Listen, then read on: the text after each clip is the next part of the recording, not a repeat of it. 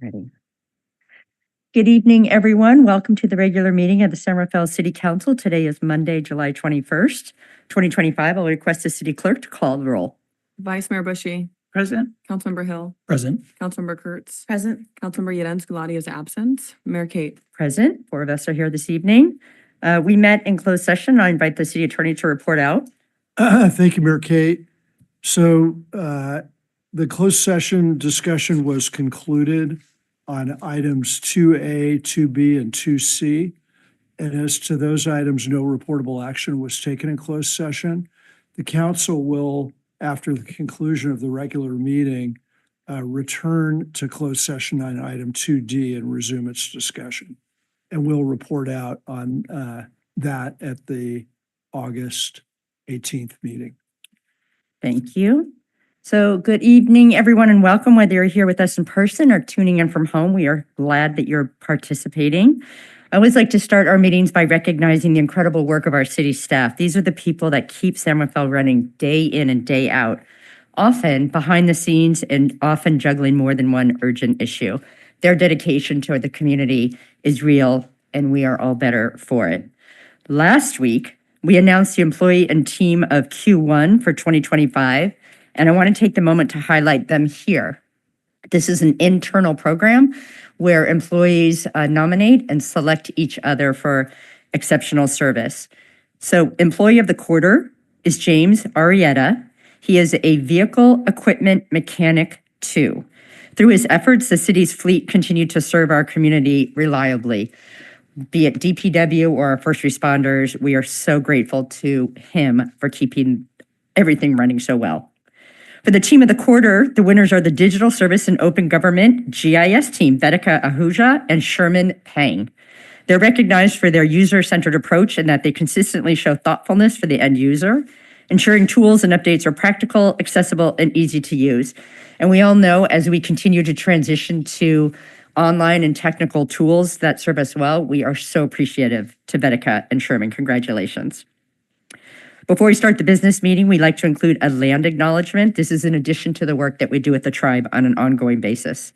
We thank the original caretakers of this land. San Rafael is traditionally home to the Coast Miwok people, many of whom today are tribal citizens of the Federated Indians of Great Rancheria. And we honor their continuing involvement in stewardship practices that benefit us all. Thank you for being here this evening. I will now turn to the city clerk so she can describe how people can participate tonight. Thank you, Mayor Kate. This meeting is being recorded and streamed live to YouTube. For members of the public wishing to provide public comments, displayed on the podium and the projector is a timer to help you stay within the 2-minute time frame. You're invited, though not required, to introduce yourself and say what part of San Rafael you live in or if you're from outside of San Rafael. Viewers may request reasonable accommodations to provide public comment virtually. For more information about that, or if you're experiencing any technical difficulties, you can contact me at city.clerk@cityofsanrafael.org. Thank you. Thank you. I will turn to the city manager for the city manager report before I turn to my colleagues for their reports. Good evening, Mayor, Council, and the community. I have a number of comments this evening. Starting off with a call for artists. The Downtown San Rafael Arts District, which is one of 14 cultural arts districts in the state, has issued a call for artists. Very excited about this. Applications are being accepted from artists and artist teams for 5 public art installations, which will occur in the spring of 2026. We can apply at the city's website, which is Call for Artists Public Art Opportunity, or just search for that on the city's website. Applications are due Friday the 25th at 5 o'clock. There'll be a selection process coming up in the fall, and then the final art will go to the Public Art Review Board and then ultimately to the City Council for approval. Update on the downtown library. We're all super excited and appreciative to the staff and the team that's worked on the rehab of the Carnegie building. So they will be relocated on Monday, August 4th. So for the next week or so here, the library branches will be closed except for Pickleweed to give staff time to readjust to the new location, permanently close the 4th Street pop-up library. And so no physical items can be returned during that period of time, starting today through August 4th. All the due dates will be extended, so patrons won't be penalized for not being able to drop their things off. They can be returned at Pickleweed. There's a book drop at Northgate or any other Marinette library in the county. A survey about transportation is out. Transportation Authority of Marin is studying ways to reduce car trips and improve alternative travel options in Marin County. That survey also closes on July 25th. So please provide your input. There's a Survey Monkey on the TAM, it says TAM Travel Survey on their website. I also wanted to remind the community that Multicultural Center of Marin is running a rapid response network, as many other counties are. This is a 24-hour hotline for the community to provide support if there were to be a federal immigration agents and detentions in the community. We just wanted everybody to be aware that there is a hotline. If you believe you've witnessed activity and you'd like to report it, it's 415-991-4545.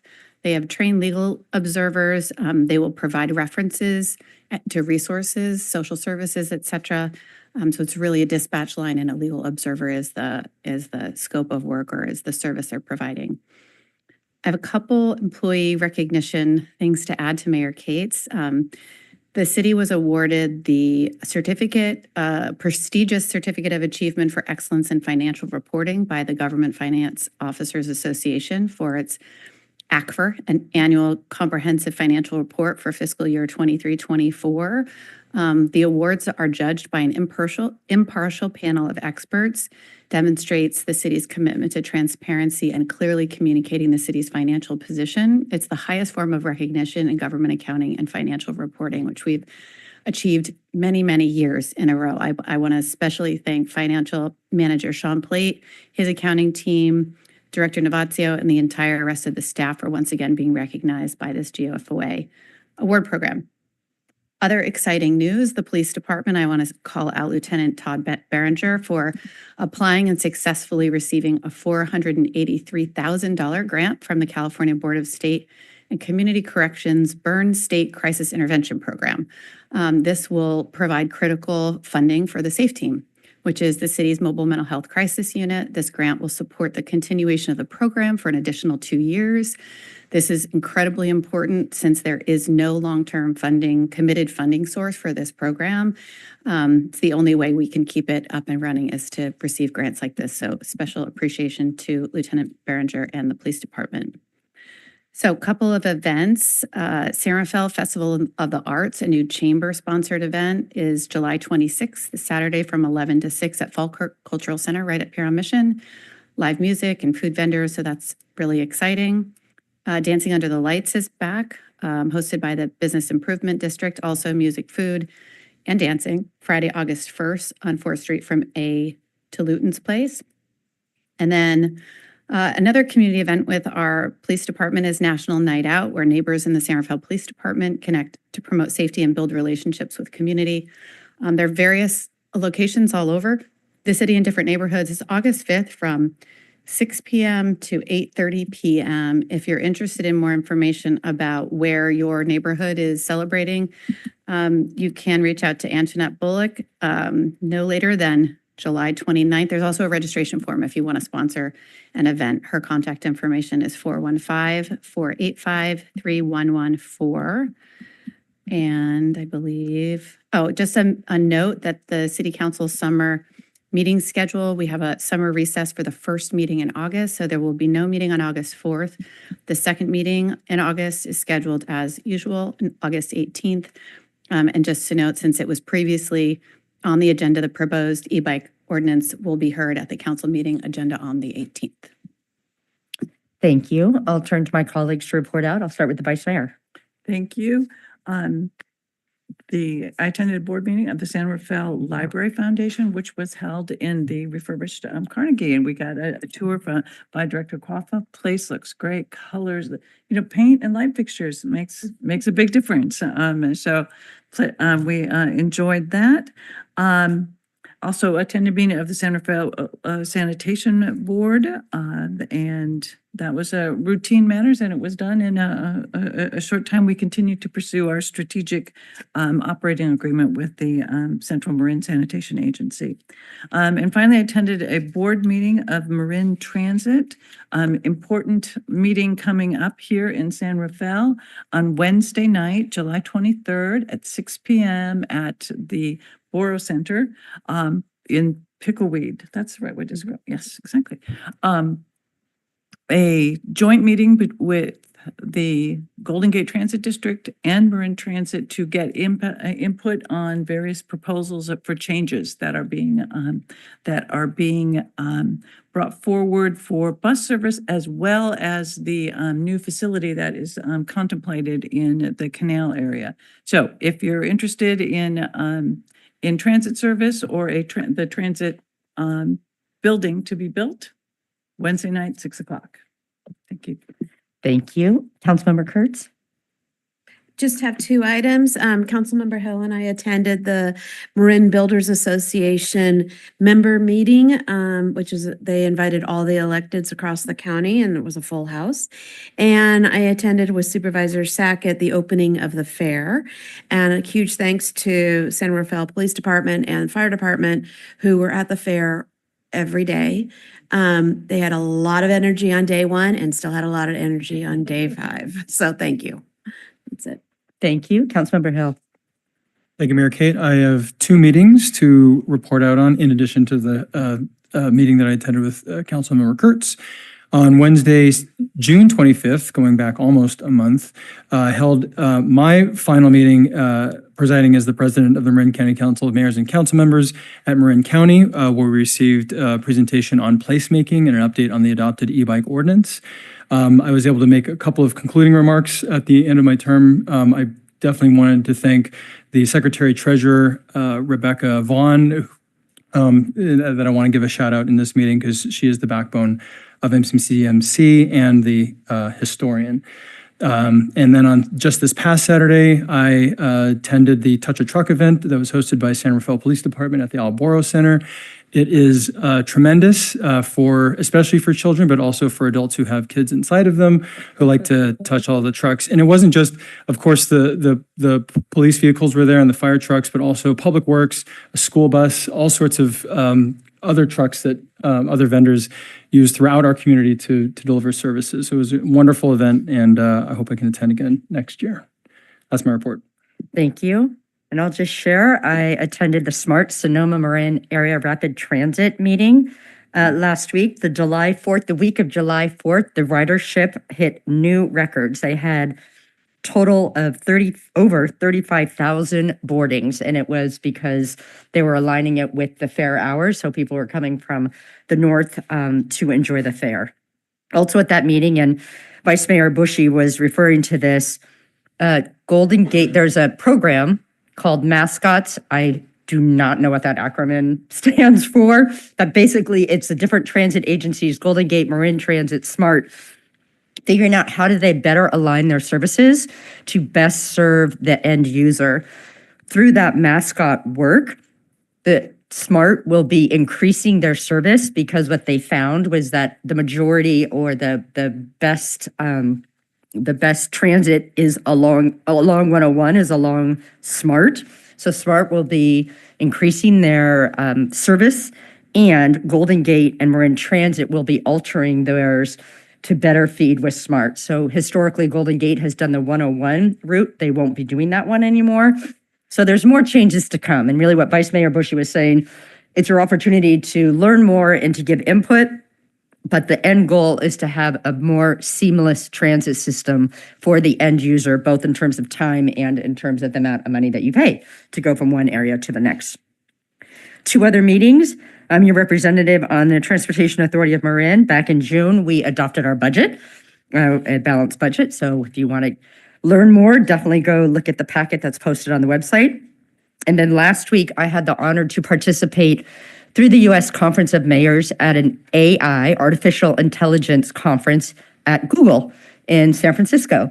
And it was bringing together mayors and Google folks to figure out how are there tools and are there ways that the government, local government, can capitalize on products that Google is putting together, and are there products that Google can create to help governments be even more efficient and communicate well with their constituents. So more to come on that as we embrace a new era around AI, but it was incredibly fascinating. I'll just leave it at that. So thank you as always for the meetings and everything that you do outside the work on the dais. Before we go to the consent agenda, I will accept public comment on the city manager and council member report. So if you'd like to comment on anything you just heard, now is your opportunity. And you are welcome but not required to say your name and what part of San Rafael you live in.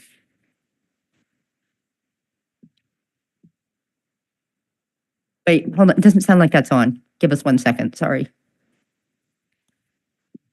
Thank you. Alvateri Gersel Park. This is a question more of on process and maybe this is the wrong forum. The only reason I bring it up is because grants came up in the city manager's review, as well as there's a grant discussion in another item today. And my question is, where do grants come from? Are they coming from the federal or the state? And the reason I think this is important is our current executive seems very unhappy with a lot of things, and there may be new litmus tests that have to be satisfied to qualify for a grant. And if the city has to endure this for 4 more years, there may be a diminution of services available to the citizens. So again, I made a long question out of a short one, but I think you got the general idea. Thank you. Thank you. Any other comments? Not seeing any. I'll close the public comment on this item. I do think it is bear a response just because there is a changing federal landscape. If we could just speak to grants, I mean, they're all types, state, county, and federal. But I think it would be useful for the city manager to offer a brief response. thank you. They are state and federal and other regional grant agencies. I should have mentioned perhaps in its contextual that we found out that we lost the federal Reconnecting Communities grant that was going to support Pathway along Marydale. That is to the tune of $1.5 million plus. So that is the first federal grant we have seen rescinded from the federal government. Unfortunately, we'll hope there aren't more, but it's possible, and they would primarily be in the area of transportation. And these, you also talk about these in our snapshot, our city newsletter. So if people want to subscribe, if you don't already, that's where you can stay up to date on any sort of grants that come in. Let's celebrate the one that we got for SAFE and ones that might have been rescinded. Thank you. I'm going to move on to the consent agenda. Are there any items that the council would like to hold A through G? Okay. Not seeing any. I would open public comment on this item. If you'd like to comment on any of the items on the consent agenda, now is your time. I'm going to close the public comment and bring it back. And before I request a motion, I do want to point out, and I'm not going to pull it from it, but item D, the 2025 West End Block Party temporary street closure, we did receive quite a few emails, and staff did include them as part of the packet, and the city council is aware of both the support as well as some of the concerns. So I just wanted to let the community know that that has been received and responded to. So that I would accept a motion on this item, please. I'll make a motion to approve the consent agenda, items A through G. Second? Moved and seconded. Roll call, please. Vice Mayor Bushy. Aye. Councilmember Hill. Aye. Councilmember Kurtz. Aye. Mayor Kate. Aye, that motion carries 4-0. Thank you.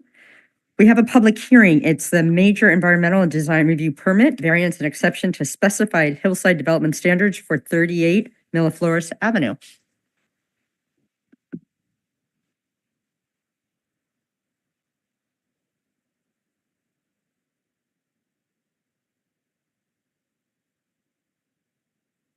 Welcome, Director. Hello, Renee. Welcome. Good evening, Mayor Kate and council members. Bringing up our presentation here.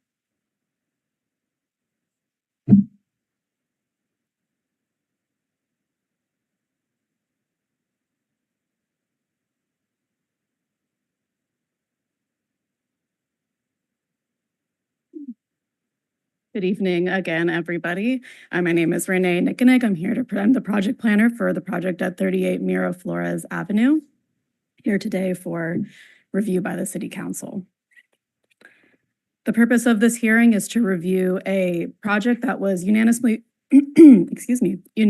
recommended by the Planning Commission for approval to City Council for a project of improvements on a hillside property that require a variance and exception from the hillside development guidelines. The site in question is 38 Miraflores Avenue, highlighted here on a maybe difficult to see aerial view. The subject site again is in yellow. This is in the Gerstle Park neighborhood. If you can see the cursor. On the west, we have the Miraflores Avenue address, and I want to notably point out one of the curiosities of this and uniqueness of this property is that it's actually sited between two streets. So at the west, there is Miraflores Avenue, and at the east, there is Miramar Avenue. So the site, while also steeply sloped from Miraflores Avenue, sits right on a street on the other side, which is a couple properties around it have the same condition, but is an overall unique condition in the city. This is a single-family residential neighborhood, a low-density residential neighborhood for the general plan, and it does, again, have a very steep slope of about 58%. So given those items, we do consider this a hillside property, which is notable for this. The project includes a detached parking deck at the front property line, an attached open deck at the rear of the residence, and associated access paths and landscaping.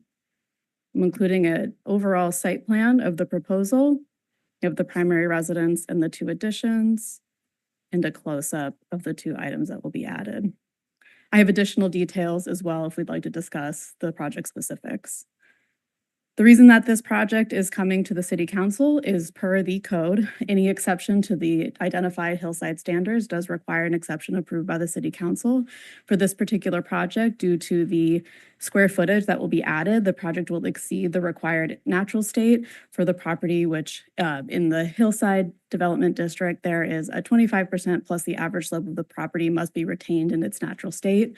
In the case of this property, it's already exceeded by the existing primary residence. The site is again very steeply sloped, and the addition of these two decks will allow livable space and additional parking at the site.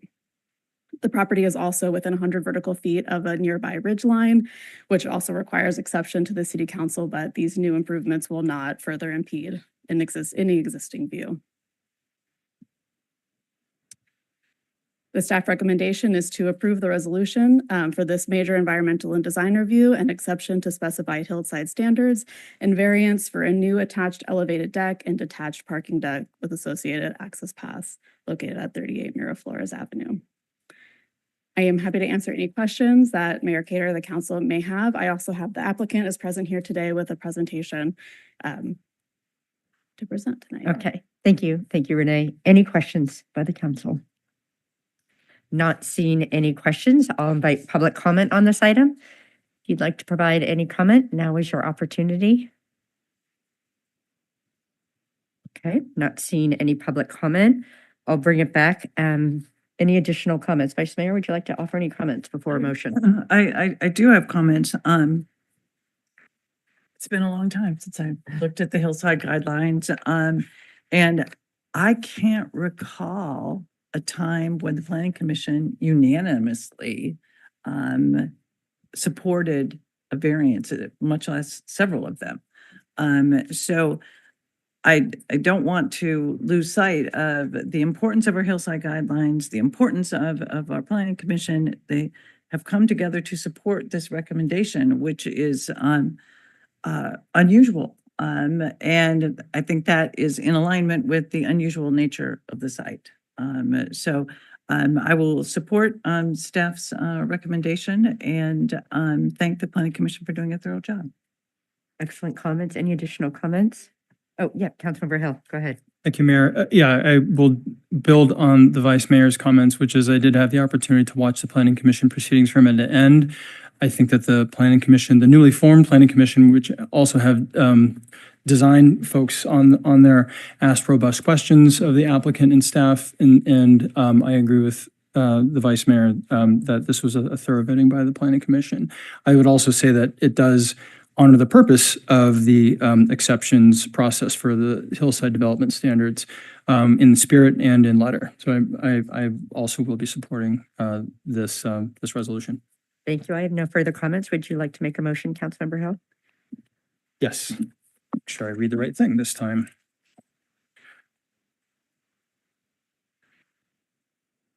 I move that we adopt a resolution approving a major environmental and design review permit with an exception to the specified hillside development standards ED 24-015, EX 25-001, and variance V 25-001 for a new attached elevated deck and detached parking deck with associated access paths located at 38 Miraflores Avenue, APN 012-052-04. Thank you. Is there a second? Second. Moved and seconded. Roll call, please. Vice Mayor Bushy. Aye. Councilmember Kurtz. Aye.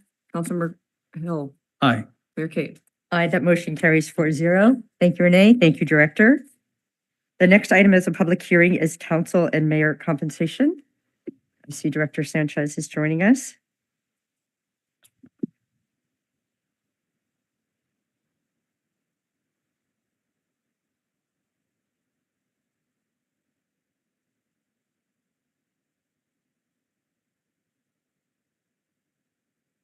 Good evening. Good evening, Madam Mayor, members of the City Council, Marissa Sanchez, Human Resources Director.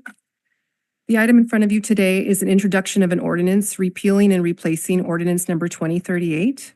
And this is related to the payment method for council compensation. Back in July of last year, this body adopted ordinance 2038 to increase the monthly compensation for council members and the mayor in alignment with the allowable limits under the government code.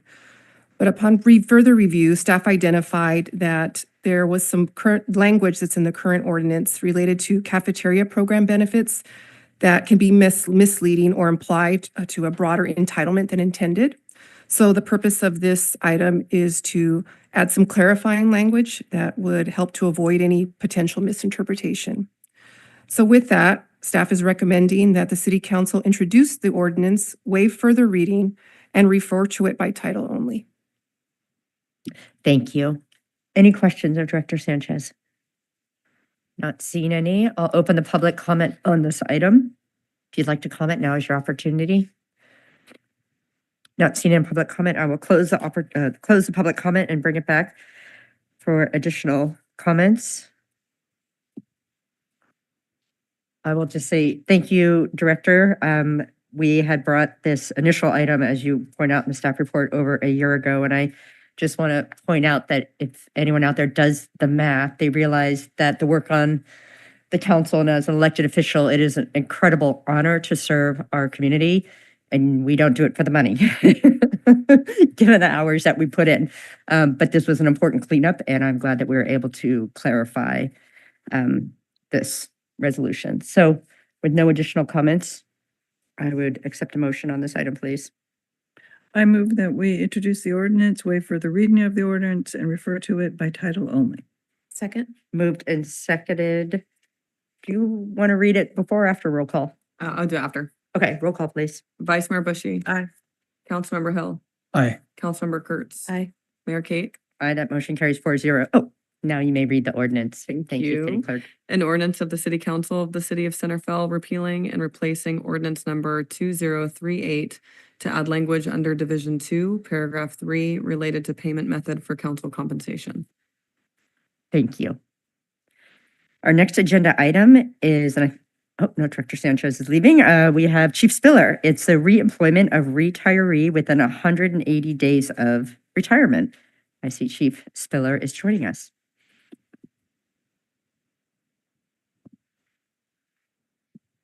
Good evening, Mayor Kate, members of the City Council. The next item before you is centered on the reemployment of a retiree within 6 months or 180 days of their MSERA retirement. Government Code 7522.56, Section F1 requires the governing body of a public agency, or in our case, the City Council, to certify the necessity to reemploy a retired individual within 6 months of their retirement in order to perform critically needed services. This action must be facilitated in a public hearing, hence the item before you this evening. The San Rafael Police Department's Communication Center operates 24 hours a day, 7 days a week, 365 days a year. The Police Department's Communication Center provides essential public safety communication services, including our 911 answering point. Communication Center staff also provide additional support services for the organization. Currently, the communication center is understaffed by 2 line-level positions in addition to a lead dispatcher position, creating 3 vacancies amongst 10 positions that are funded in the police department's budget. Despite our ongoing recruitment efforts, both within the police department and the human resources department, communications center staffing remains understaffed, largely due to employee turnover. Compounding the staffing challenges in our communication centers, our communication center include personal leaves, FMLA, protected leaves, as well as vacation. That all of these create additional burden on this critical but short-staffed unit. This item proposes the council's authorization to certify the necessity to rehire a San Rafael City employee in response to these critical staffing shortages.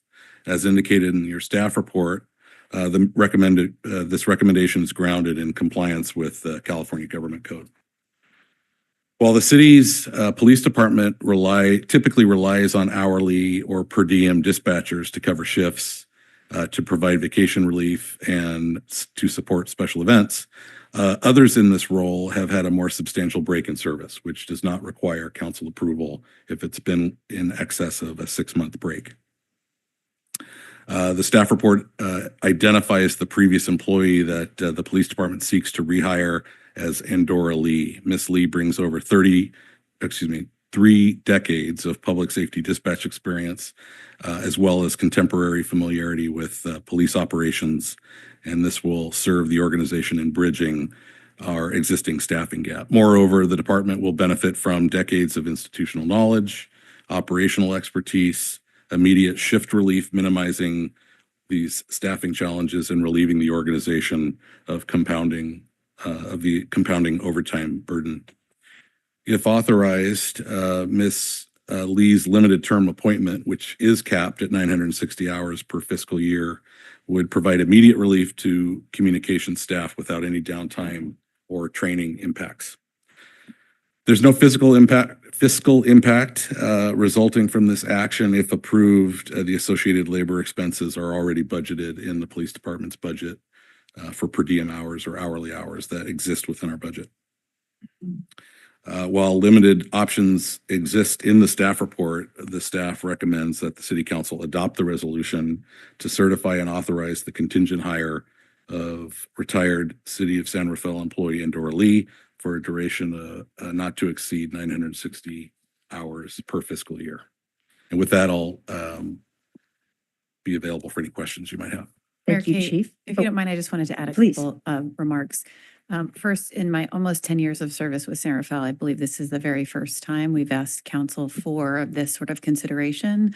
I just wanted to, support Chief Spiller's recommendation for this. It's a very unique circumstance. And I also wanted to personally thank Andorra Lee for both her years of service and her willingness to come back in this capacity. It takes many years to train a highly competent dispatcher like herself, and we're really lucky that she has offered to help support the department and the community in this role. Thank you for those additional comments. Any questions? Not seeing any questions, I'll open it up to the public. If you'd like to comment on this item, now is your opportunity. Not seeing any public comment, I will bring it back to the council for any additional comments and then ultimately a motion. Any additional comments? Oh, Councilmember Hill, go ahead. Yeah, just the praise for Ms. Lee. She served faithfully the city of San Rafael for 34 years before her retirement. I had the privilege of watching her final sign-off at the Public Safety Center. It was a really wonderful thing. So I'm glad that she's coming back, and just grateful for her continued service with the city. Thank you. I would accept the motion. Councilmember Kurtz, would you like to make a motion on this item? Sure, happy to. I'd like to make a motion to adopt a resolution authorizing the temporary appointment of Andorra Lee, former communications dispatcher, to provide critically needed services of a communications dispatcher for the San Rafael Police Department in accordance with California Government Code Section 7522.56, small case F1. Thank you. Is there a second? Second. Moved and seconded. Roll call, please. Vice Mayor Bushy. Aye. Councilmember Hill. Aye. Councilmember Kurtz. Aye. Mayor Kate. Aye, that motion carries 4-0. Thank you, Chief, and thank you, Ms. Lee, for coming back and supporting the community. So we have open time for public expression, and before I open that up, I just want to make a quick comment. So we've been alerted that there are members of the public here tonight who may wish to address the City Council about the tragic death that occurred in Terra Linda. The City Council and city staff are saddened by the tragic loss of Mr. Brignetti and join the grief of his family and the community over his death. May his memory be a blessing to all of those who knew him. I will ask the city attorney to explain what the city can do at this meeting after public comment. Thank you, Mayor Kate. The Brown Act prohibits any substantive response by city staff or the city council tonight. The city takes public input and public safety seriously. City staff will carefully record all input that is provided at tonight's meeting. And we'll provide that further consideration. In addition, the San Rafael Police Department's investigation of the accident is continuing. When the investigation is concluded, the release of the report is governed by the California Vehicle Code, which restricts the release of the report to the involved parties and their representatives. I'm sorry, thank you. So I'll now open time for public expression. You're welcome but not required to say your name and what part of San Rafael you live in. Hello, Mayor Kate, council members. I'm Joe Mulligan, a San Rafael resident and the safety director of the Marin Cyclists. This is a ghost bike. It's used to memorialize a cyclist killed by a motorist. This bike here is to remember Chris Brignetti. On June 28th, Chris was killed by a motorist turning left onto Leah Drive while he was biking down Freitas Parkway in San Rafael. Chris was a beloved husband, father of 2 teenage daughters, and a cycling coach at Terra Linda High School. His daughters are on that cycling team. Everyone in the community is reeling from Chris's tragic and untimely death, and I'd like to take a moment of silence to remember Chris Brignetti.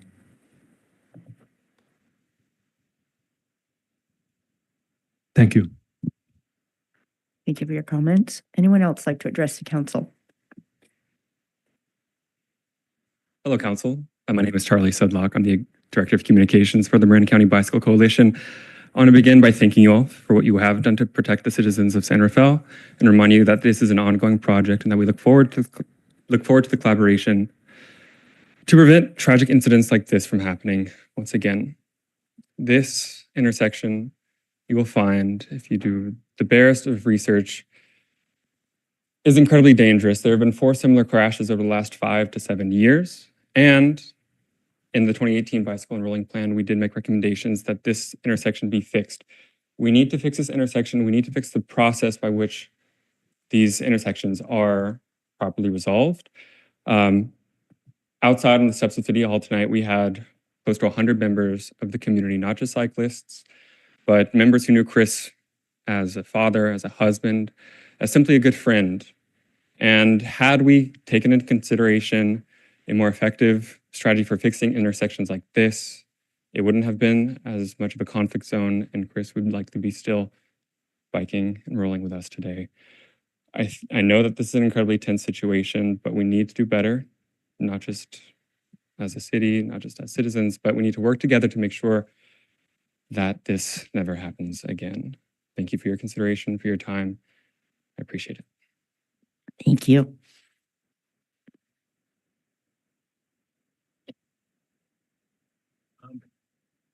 Sorry. Hello, I'm John Cheatham. I am the head coach of the Terra Linda mountain bike team. I live in Terra Linda on Barberry. I just had a couple of points that I wanted to bring up. It's been really a hard hitting situation for us as a whole. We have about 60 people on the team, the parents. It's just a really close community, and it's been very difficult. Yesterday was Chris's celebration of life at McNear's. There's about 300 people there, and it was celebrating Chris, and that was very positive. I want to stay on the talking points though. So Chris, I knew Chris for off and on and through other people. Chris was a very experienced bike racer. He's a very experienced bike rider, very experienced bike commuter. Chris and I would talk about commuting from Terra Linda to Mill Valley. I commute currently to Kentfield on a bike. He was very, very experienced. This was not a beginning rider whatsoever. He really had an eye for safety. When he coached with the kids, he always had an eye for safety. I want to kind of have you understand that, or understand that context, that this is probably one of the most experienced riders out there in the community, and he still got killed because of some things that were happening that are in the design of Freitas Parkway. And it's not the first part of Freitas Parkway that's had issues, but it's an easily repairable situation. We're talking about some striping. We're talking about some delineators. We're talking about changing a left turn lane. We're talking about slowing some cars down. We're talking about taking out a tree and some bushes. These are very, very simple, very inexpensive things. These things could happen today, tonight. They could happen, to be perfectly honest. It's completely preventable, in my opinion. Today, I was riding home. I'm sorry, did I time out? That's okay. Just finish your Okay. your last talking point. Okay. Yeah. I just wanted to point out that I see when I'm riding up there, when I'm riding to work, I see kids riding down that hill every day, going to school. They go to all the schools in Terra Linda. They come over the hill. They do all kinds of stuff. There's a lot of traffic on that street, and we can do better. We can be safer. So thank you. Thank you for your comments.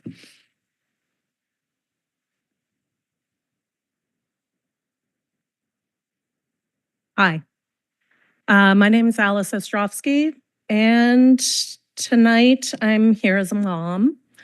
My son Xander, on Friday, September 15th, 2023, 5 days before his 18th birthday, went out for a spin around the neighborhood on his brand new bike he'd been saving for years. Said he'd be home for dinner. My husband and I got hungry and started to sit down for dinner, and then my cell phone rang with the call that no parent wants, from a lady calling from his cell phone saying your son was hit by a car on Freitas. The paramedics are here tending to him. They say meet him at Marin General. I said we're Kaiser. They put EMT on, said that's the trauma center. My son was coming off the trail when a woman driving a RAV4 plowed turning left onto Leah in this exact same spot where this fatal crash just happened. She was turning left and she plowed through my 6'3" son on his bike coming off trail on his way home for dinner. The San Rafael police officer on the scene told me several times if he hadn't been wearing his helmet, it would have been, quote, catastrophic. He also told me the front hood and windshield of her car was badly damaged, to which I said, well, she drove through him, so as I would suspect. My son survived. We're lucky. We're very fortunate that although 2 major surgeries later, tons of PT, a senior year in high school, no one would wish on anyone. He's now just completed his freshman year at his dream school in New York.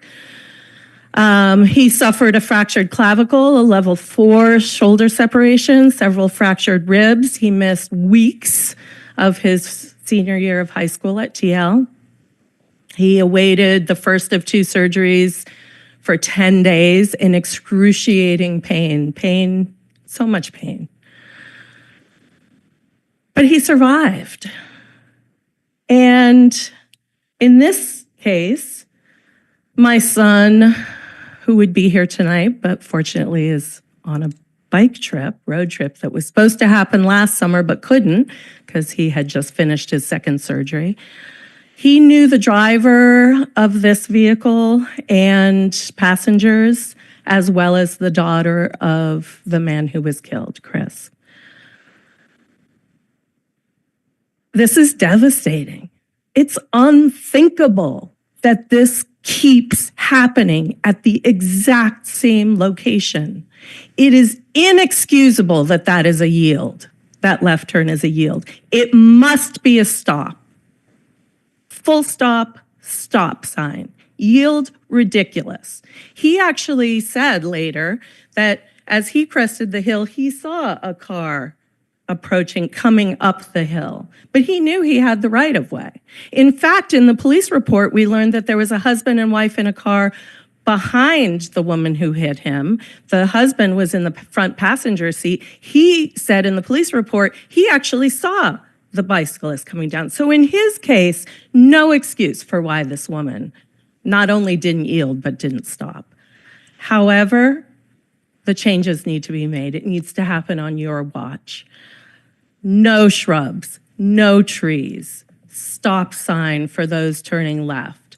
Additional measures I leave to the experts. I'm sure you have very fine traffic engineers who can figure this out, whether it's flashing lights for those coming down the hill to signal that there's someone in the intersection, changes in the road surface. It has to happen. This has to happen. Please don't let another mother get that call. Please. Thank you. Thank you for sharing your story. Any other public comment? Mayor Kate and members of the City Council, thank you so much for listening to members of the public today. My name is William Bacon. I am a parent of 2 young children in Terra Linda, where my wife and I have lived since we bought our house in 2018. Chris was my neighbor. He lived 4 houses away from me, and his wife and 2 daughters came to our block parties. We're friends.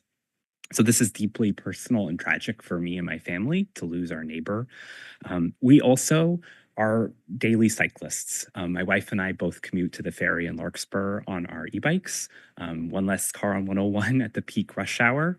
And with our 2 young children, we have a 2-year-old, and one of her favorite things to do is to ride her bike around our neighborhood. My sister-in-law lives in the neighborhood too, on the other side of Freitas. So every time we go to their house, we're crossing Freitas, and I have my young daughter on her little, doesn't even have pedals yet, but she's in that sidewalk and that crosswalk crossing Freitas. It doesn't matter which intersection it's at, they're all dangerous. And I know no one alive today was responsible for why that road looks the way it does, but we all can do better. And I know the city has an impossible budget. I know it's hard, but we can do better. And we can ask our citizens to make those decisions and make those investments to make the streets safer so that we never have to stand here again and listen to people saying what they've been saying tonight. So thank you, and thank you for your service and commitment to the community. I really appreciate it. I know you have a hard job. So thank you. Thank you.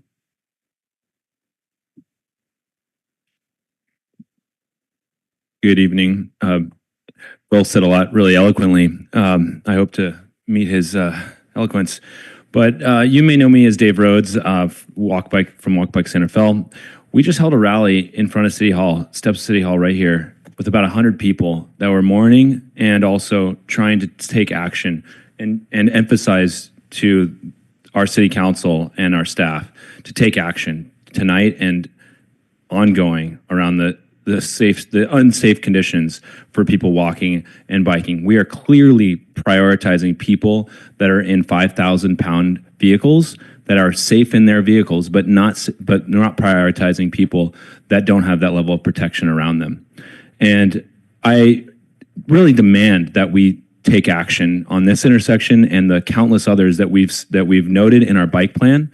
We are updating that bike plan. We're spending hundreds of thousands of dollars to update this bike plan when we could be spending some of that money on improving some of the critical intersections that we know. We don't need necessarily an update to the bike plan to tell us what we already know. I know we're already doing the update, but we need to really put our money where our mouth is and stop making plans and just start taking action, because it's unbelievable that we're up here today talking about somebody who died and 4 or 5 other people have severely been injured in the same intersection. I'm very emotional about this because I ride my bike. I'm to my kids' preschool, drop them off, pick them up every day. I ride 40 miles a week on our city streets and our bike paths, and I'm one less vehicle, just like Bill is. And it's a benefit to the community for folks who can ride or can walk. For the folks that can't do those things, we take cars off the road. It's a benefit for everybody. So, in closing, please start to take action. Let's not make plans anymore. Let's start to actually take action. Thank you, and please bless Chris's family. Thank you. Anyone else like to comment?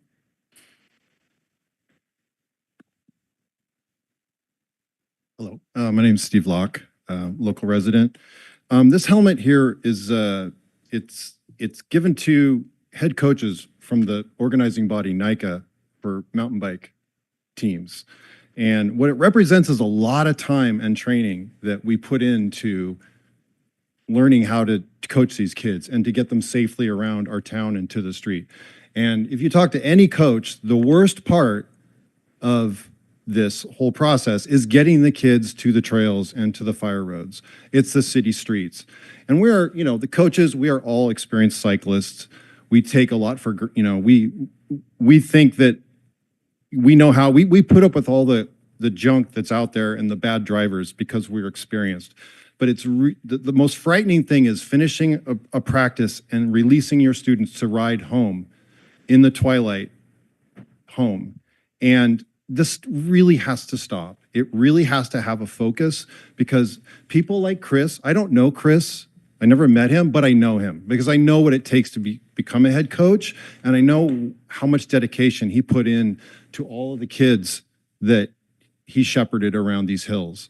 And with the advent of micromobility and e-bikes, it's allowing people to get out of their cars and to choose cycling. And we have to have a focus on that. It's really time to make some change and make it safer for cycling and pedestrian use of our city. Okay? Thank you for your time. Thank you for your comments. Anyone else? Yep, come on down. Hello, Mayor and council members. My name is David Seltzer. I'm a San Rafael resident. I live up on Lincoln, so not too far from here. I'm a regular bicycle commuter and recreational rider. And so after hearing about Chris and his passing, I did not know him, but I very much connect to, my fellow riders. We've all been out there and experienced close calls and dangerous situations. And so it speaks to us on a deep level. More than anything, I just want to come and sort of voice my frustration that it seems to take deaths before things are paid attention to, or in the case of this particular intersection, there's been multiple injuries and now a death. And I think it's just frustrating. I would like things to be more preemptive so that we don't keep losing people. And it's just, I ride, I've had accidents. My partner, she's gotten the call, when from someone who found me by the side of the road. And so it's a terrifying thing. And we all live with that. But we still want to be able to do the thing that we enjoy, that makes us healthy and happy. And it shouldn't come with this level of danger when we already know that we can do better. I mean, it's already in the bike plan from 2018. And when the road was restriped, it could have been restriped differently and done better. It could have been done to best practices. Once again, I know there's budgetary constraints and it's challenging and resources, but it's just, it's just very frustrating, and it feels like cold comfort when there's people out there and people getting hurt. Anyway, thank you for hearing my comments. Thank you for your comments. Anyone else like to approach the council?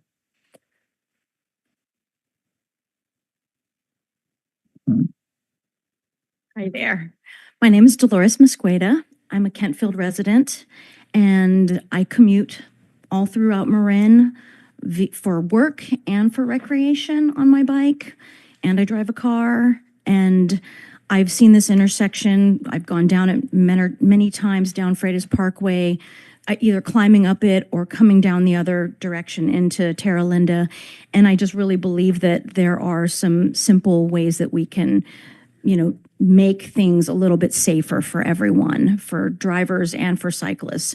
Maybe just some signage warning cyclists to slow down, maybe warnings for cars, letting people know that there are cyclists coming down, and, maybe having the cyclists control their speed a little bit better coming down that. Because I know I've come down that going very, very fast, and it's absolutely impossible to control your bike if a car should turn at all on any of those intersections that are along Freitas Parkway. And I think some simple signage and, maybe some striping could be, within the means of the city to do, because that is a dangerous area when you're catching speed and cars are turning and not really aware of cyclists either. So I think that there are some simple things that can be done, immediately, because I've known Chris and his family for a very long time, and this has just been tragic, to say the least. And we're all impacted as being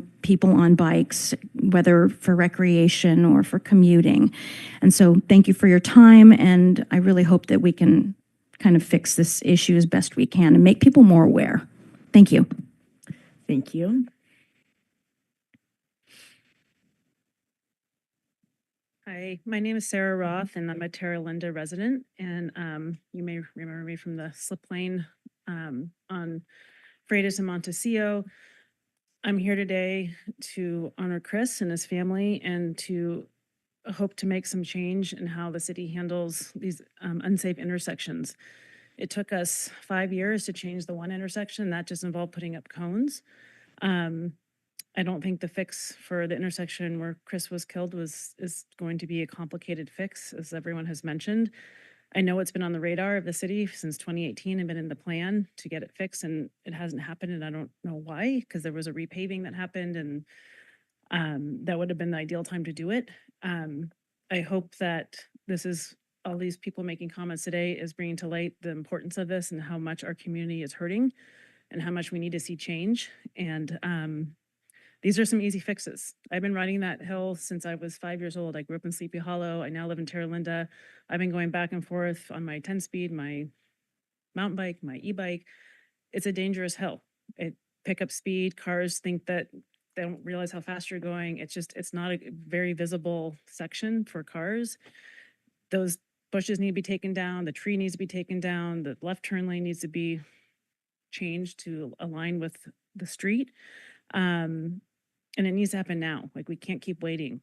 And the more people can talk and get our voices heard, the better. And I hope that this is being heard and that there will be some action. And it's not just words falling on deaf ears. We really hope to see some change quickly. And if it involves, if the community needs to step up and do something to help make this happen, we will.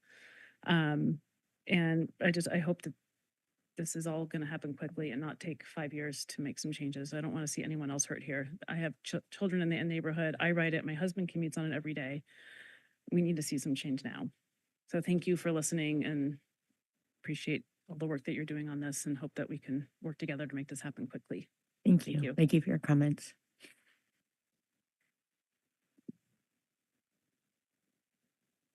Hi, my name is Ken Rice. I'm a ride leader coach for. Can you pull up the microphone so we can hear you a little better? Thank you. How's that? Is that okay? My name is Ken Rice. I'm a ride leader coach for the Terra Linda mountain bike team. And I'm a longtime Terra Linda resident, and I've been mountain biking all my life. So I've seen a lot of these situations in various areas around the Bay Area, but this is a really bad one. And what I really want to call your attention to is the next 4 people you're going to be hearing from there, which are 14 and 15-year-old boys that I coach who use that corridor every single day. My son, Zach, is he takes that path in the morning and in the evening coming home to get over to Fairfax to do mountain bike camp counseling. He goes through that very intersection 2 times a day, right? And these other guys do when they're training. We take our group out there to access all the trails. So I don't want to spend my time giving you, obvious things that can be done to fix that intersection. it's not physics, right? It's really simple. There's a lot of easy things that can be done. And I just want to urge you guys, for the sake of these young kids here, because they could have been the one, right? Chris was a good friend of mine. We've ridden together for a long time and coached these kids together. Um, you know, and his family is here too. We're all family. So it's a loss to us. And I just think I want you guys to really take it into your hearts that the people that are really on the line here are those kids right there too, right? And we don't want that. All right, that's all I've got to say. Thank you. Thank you for your comments.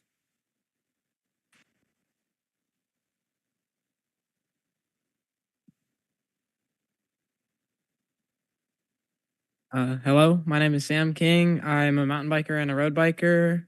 I work in Fairfax as a mountain bike counselor, and I commute there every day. My favorite hills back there, favorite trails back there. It's one of my most ridden on roads. It's just the main way that I move from place to place, like from TL to Fairfax. And that road isn't really safe at all. And for me to be safe and for me to be safe going on that road, I need to be able to have a safe road to go on. So thank you for your time. Thank you for your comments.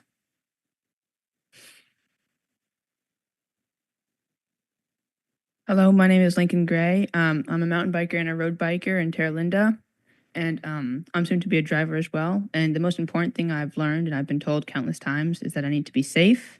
And for me to be safe, I need the roads and everything to be, for me to be able to be safe. I need it to help me be safe. Thank you. Thank you. Welcome.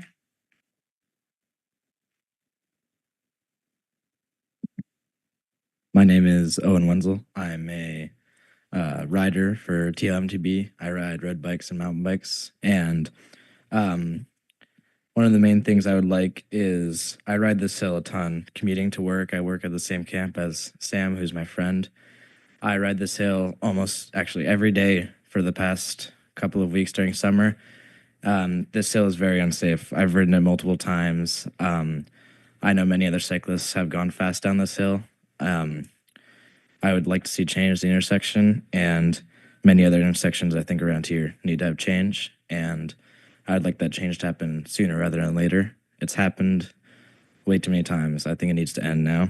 And one of my main wishes or thoughts is being able to ride my bike around and have fun and not worried about being killed or dying from drivers or any other unsafe intersections. Thank you. Thank you.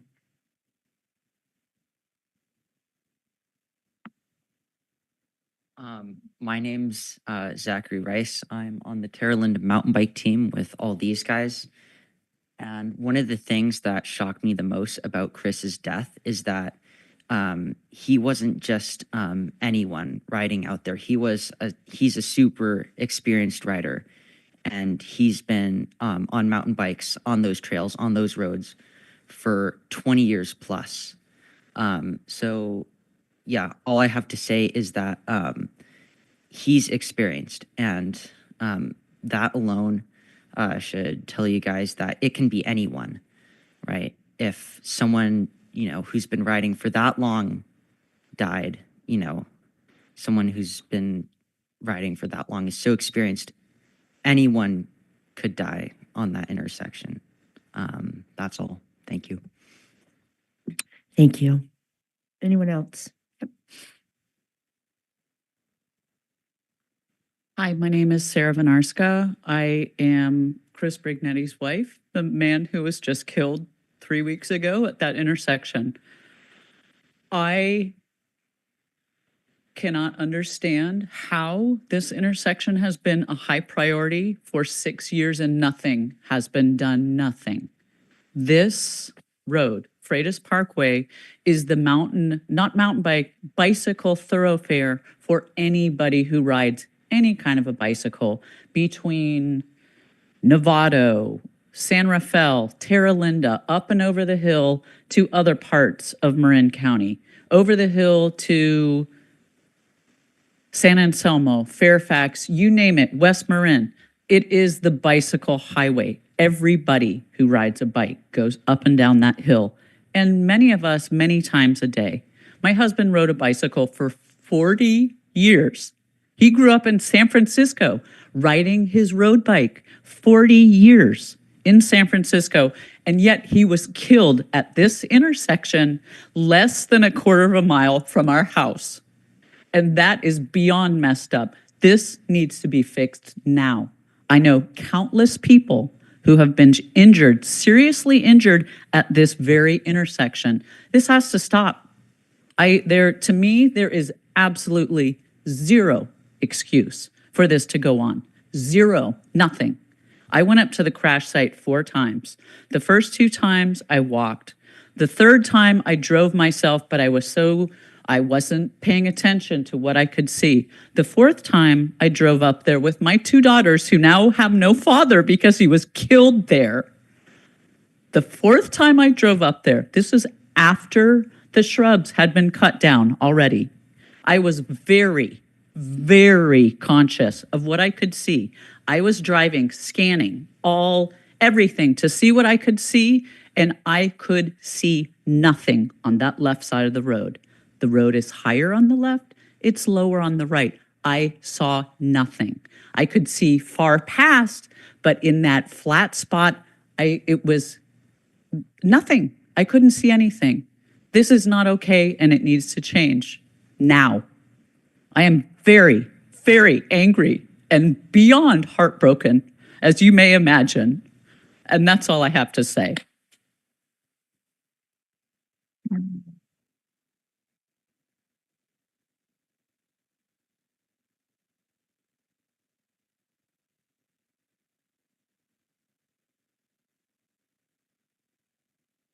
Anyone else like to speak?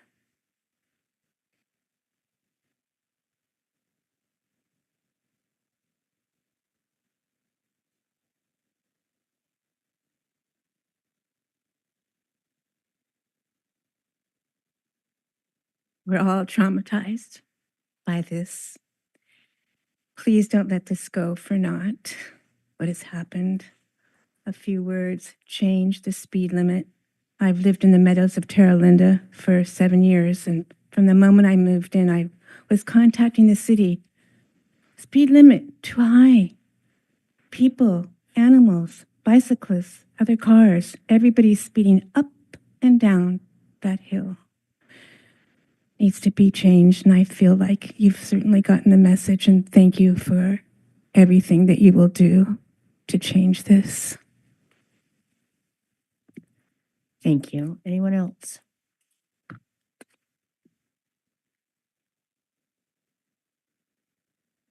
Good evening. I've lived in the Terra Linda community for 27 years now. I hike actively up and down the ridge. It's my go-to place. It helped me survive COVID. It is where we frequent. I've had friends in and out of the meadows for 20 years now. I walk, I drive. I used to walk my dog.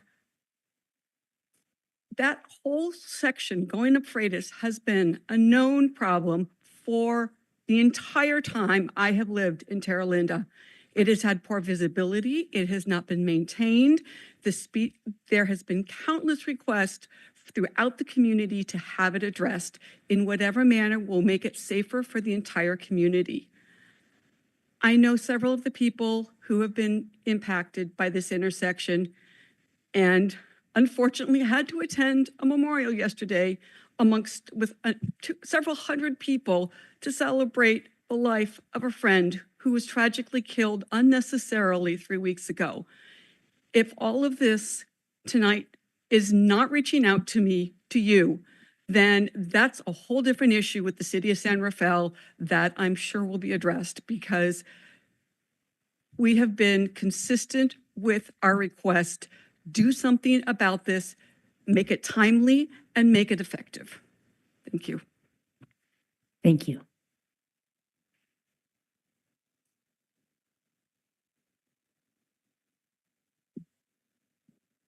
Hello, my name is Hugo Massman, and I'm on TLM TV, and I ride over that hill all the time. In fact, this morning, I rode over it to go to camp, and I rode back over the hill coming down. And you just get so much speed, and it's just not safe. And it really needs to be changed. And it needs to be changed now because multiple people have gotten hurt on it, and somebody has died, and that needs to stop. Thank you. Thank you.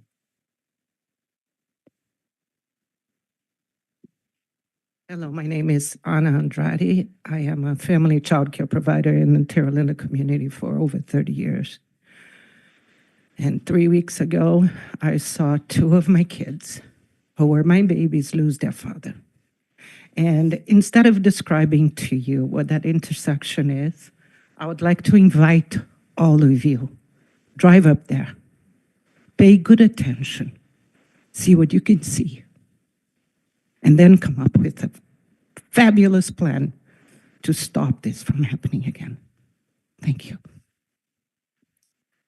Thank you. Anyone else like to address the council on this or any item? It is public time for open expression. Not seeing anyone else, I'm going to close the public comment. And I had made a comment prior to the public comment, and I'll ask the city attorney to repeat what he said. But I first, we share the grief as much as anyone can share someone else's grief, and appreciate you all coming down and engaging with us this evening. City attorney? Yeah, I made these comments before public comment, but I'll repeat them because many of these folks weren't in the room.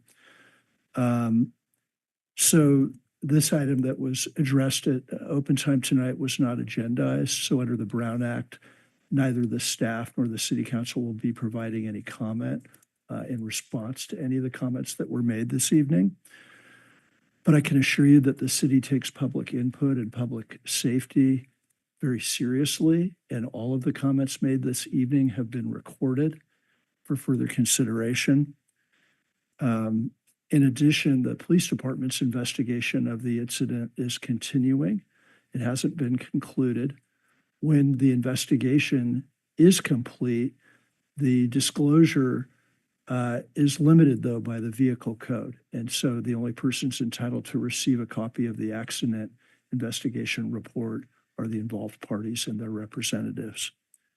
And I'll just say that as a lifelong member of the community, I also share the grief and sadness that's been expressed here this evening and the sorrow. So I don't have any further comments to make, Mayor Kate. Thank you, city attorney. There aren't any other items on our agenda this evening, so this meeting is adjourned.